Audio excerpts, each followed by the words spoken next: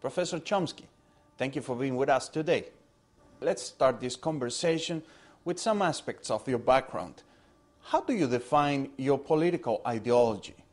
I was spending a lot of my time in secondhand bookstores in downtown New York. There were a lot of emigres, many of them from the Spanish Revolution. I met Spanish anarchists who I was particularly interested in. I spent time at the anarchist offices and just picked up a general left political education and sort of went on from there. My main interests actually through the 1940s were what is now called anti-Zionism. Then it was called Zionism. It's support for working for a Jewish Arab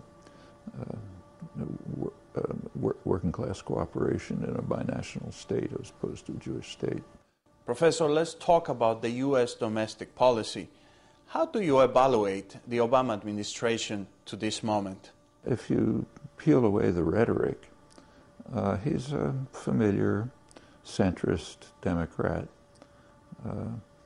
He won office primarily because of the powerful support of the financial institutions, which preferred him to McCain, and they play an overwhelming role in the economy now. He did energize lots of people, particularly young people, but others too, who perceived him as something quite different and are disillusioned when they see him returning to sort of mainstream center-right democratic policies. But I don't see anything surprising in that as far as his foreign policy is concerned. For example, he delivers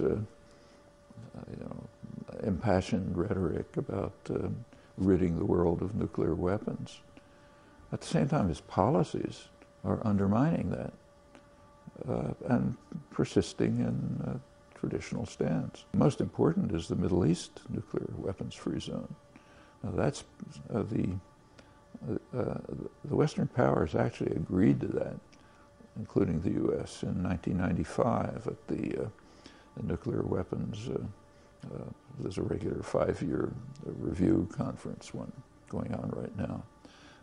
And in order to induce the non-aligned countries to accept the Non-Proliferation Treaty, the U.S. agreed to, and its allies, to have a nuclear weapons-free zone established in the Middle East. Well, of course, it never happened. It's now right on the top of the agenda. The non-aligned countries, led by Egypt, it's their spokesman, are calling for establishing a nuclear weapons-free zone.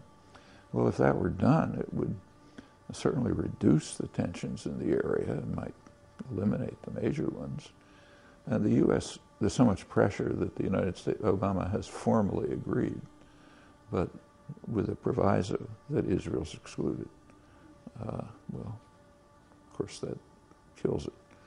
The way they say it is, yes, of course we want it, but it has to be, it has to follow a comprehensive peace settlement.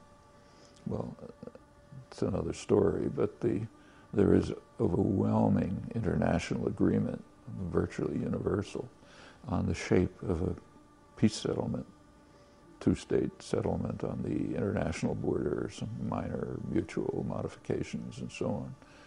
Everyone in the world agrees to that. I mean, the Arab states, the Organization of Islamic States, Iran, Hamas, Europe, Latin America.